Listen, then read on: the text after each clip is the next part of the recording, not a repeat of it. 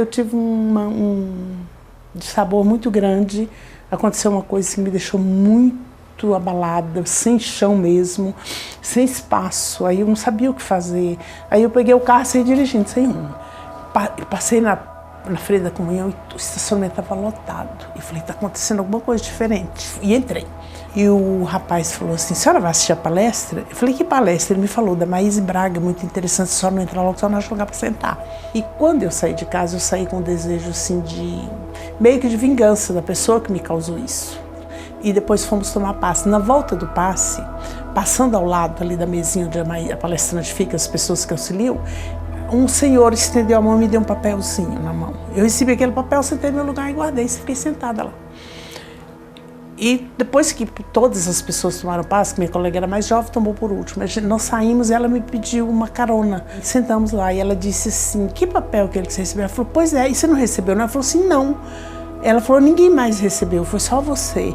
Aí eu falei, vamos ver o que é. Aí eu abri o papel e li. Estava escrito lá, foi a Maísa que escreveu. Eu nunca vi, foi a primeira vez que eu tinha visto aquela mulher.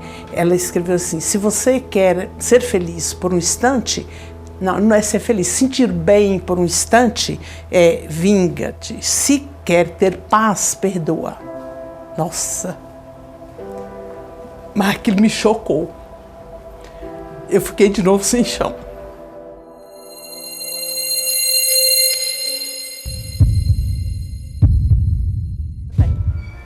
A minha relação com Deus não era bem definida. Naquele tempo o ensinamento era mais por medo, né? Então eu conheci um Deus carrasco, que só me castigava. Quando eu comecei a fazer faculdade, aí eu fiquei sem religião nenhuma, não acreditava mais em nada.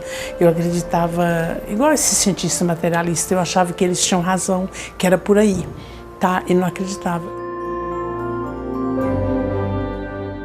Depois o meu casamento se desfez, foi uma barra muito difícil. E meu filho mais velho tinha problema de asma. E na minha mente, eu só fazia o bem, tudo que eu fazia era certo. Eu trabalhava demais, estudava demais, trabalhava em 2 empregos durante o dia e fazia faculdade à noite. E cuidava das 2 crianças, eu sozinha. Eu me sentia assim, vítima, né? E por que eu estava passando por tanta dificuldade? E em alguns momentos muito difíceis, eu até pensei, por que viver daquela forma? Por que não morrer? Né? E não queria viver, mas tinha que viver, porque eu tinha 2 filhos para criar. Né? Por eles, eu tinha que continuar vivendo. Nossos pensamentos doentios, estigmatizados, sofridos, recorrentes, depressivos, invariavelmente nos afetam muito mais do que nós imaginamos e com o passar do tempo, com a insistência nesses pensamentos, nós podemos sim afetar o nosso corpo físico e há determinados órgãos do nosso corpo que são extremamente sensíveis aos pensamentos. Todos eles são, mas há outros onde a nossa emoção se coloca mais, até por uma predisposição física, genética, em que invariavelmente a enfermidade aparece. E um dia meu filho passou muito mal à noite, com crise de asma, numa sexta-feira, e meu irmão era professor no SESI. Toda sexta-feira ele passava na minha casa para ver se estava tudo bem, estava precisando de alguma coisa. Eu sabia que eu via só com as 2 crianças. E nessa sexta-feira, meu filho muito mal, eu falei, quando ele passar aqui, eu vou pedir para me levar ao hospital. Aí passou da hora dele passar e ele não chegou. Deu meia-noite, 1h da manhã, ele não chegou. Eu pensei, não vai. Não tinha uma gota de remédio nenhum em casa, de medicamento, não tinha. E passou um avião, era às 4h da manhã. Eu olhei no relógio e eu falei, esse avião bem que podia cair aqui e resolver tudo de uma vez. Os espíritos dizem, e os terapeutas também, que existem órgãos através dos quais nós resolvemos determinada coisa. Então, ou é o estômago, ou é o intestino, e geralmente eles são o nosso fio condutor em relação a tudo que nos acontece, a tudo que vemos o outro passar e que nos hebeta muitas vezes, né? Porque a emoção do outro também nos afeta. Eu me programava para trabalhar de plantão, que todo ano eu ficava de plantão no judiciário. E minha supervisora me chamou e disse assim, que já tinha preparado lista de plantão e meu nome não fazia parte. Eu fiquei muito descompensada e argumentei com ela porque se meu trabalho não estava satisfatório. Ela, não, eu observei que você tirou 3 licenças médicas num período muito curto. Não foi doença grave, foi resfriados e tal, e você é uma pessoa tão saudável, tanta licença médica tão próxima, vai cuidar da sua saúde. E me programei assim para fazer da cabeça aos pés, consultar com todos os especialistas. Quando eu fui ao mastologista, ele demorou muito me examinando, eu fiquei até meio assim. E nesse exame detalhado foi diagnosticado um câncer de mama.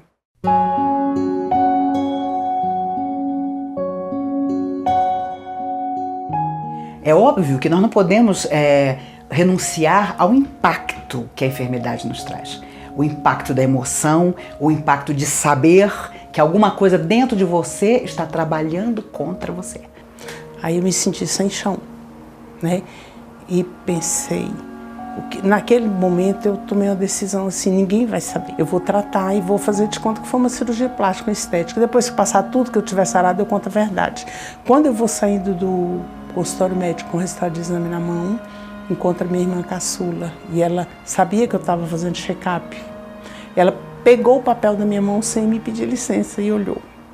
Antes de voltar, nós imploramos determinadas limitações, determinadas graves enfermidades, em que nos cabe, sem dúvida, buscar a cura, mas ela nem sempre estará nos esperando, a cura física, mas sem dúvida a cura de determinados miasmas, determinadas energias poderosas ainda sobre o nosso psíquico e que precisam ser diluídas no solucionar da doença em termos eternos e não em termos puramente materiais. Fui fazer os exames e a cirurgia aqui, mas foi tão bem sucedido que a cirurgia tirou o câncer totalmente e não precisou nem fazer quimioterapia nem radioterapia. E deu por encerrado o tratamento, eu fiquei muito bem.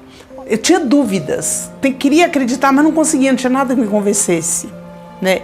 E depois da doença, eu queria sobreviver porque eu passei a ter certeza que existia um Deus que me amava. Quando foi em junho, eu apareci com uma tossezinha, assim, incomodando e tal, e fui procurar médica. A médica pediu um raio-x e diagnosticou pneumonia. E me deu remédio para pneumonia, só que eu não melhorei. Aí eu resolvi procurar um outro especialista da área, pneumologista, outra pessoa.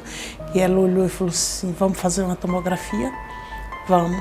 Aí quando eu fiz a tomografia foi um tumor de pulmão. Foi um processo assim muito difícil, bastante doloroso, de muito sofrimento para todo mundo, mas em momento nenhum eu me desanimei, em momento nenhum eu tive medo, não tive medo de nada e todo o sofrimento eu aguentei, assim, coisa que eu jamais pensei que eu daria conta de aguentar, momentos de dor, de dificuldade, de falhas assim no coração, por causa da medicação, eu tinha problema.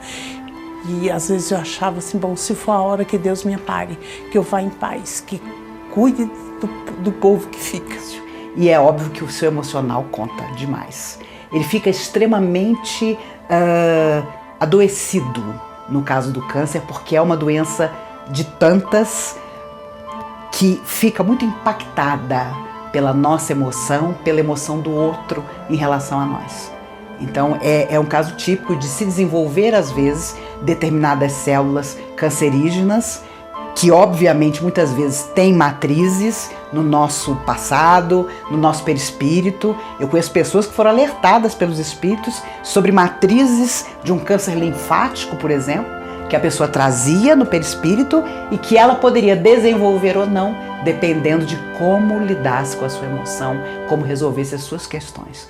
Eu sonhei que estava passeando numa praia e em algum lugar, não sabia onde, eu estava andando por algum lugar, de repente passou um veículo grande, parecendo um ônibus diferente do nosso, parou e eu entrei.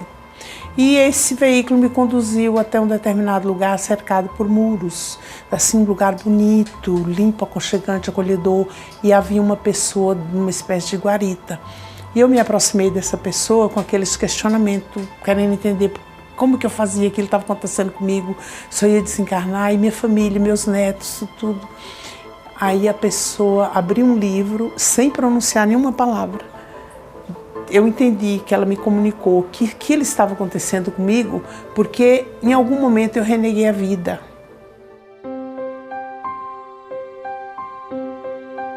Bem, não podemos esquecer nunca que o terceiro milênio traz a possibilidade de finalmente amadurecermos para aprender com amor e não com a dor.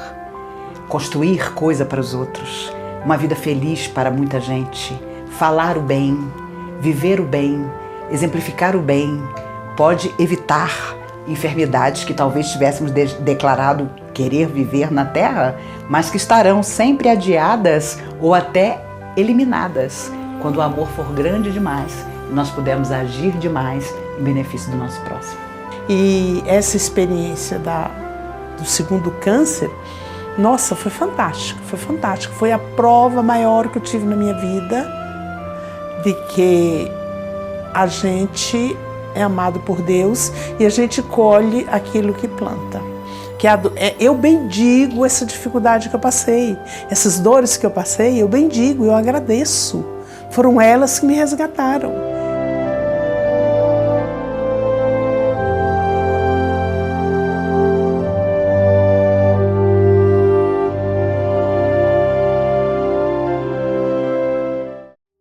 Os espíritos é uma são doença os séria, homens muitas que vezes desencarnaram ou que estão no plano espiritual. Preguiça, Muitas das pessoas indolência, os veem como tristeza, demônios ou como quando a Organização Mundial de indesejáveis, Saúde chegou a porque na classificá-la como mal do verdade século. alguns E hoje, desses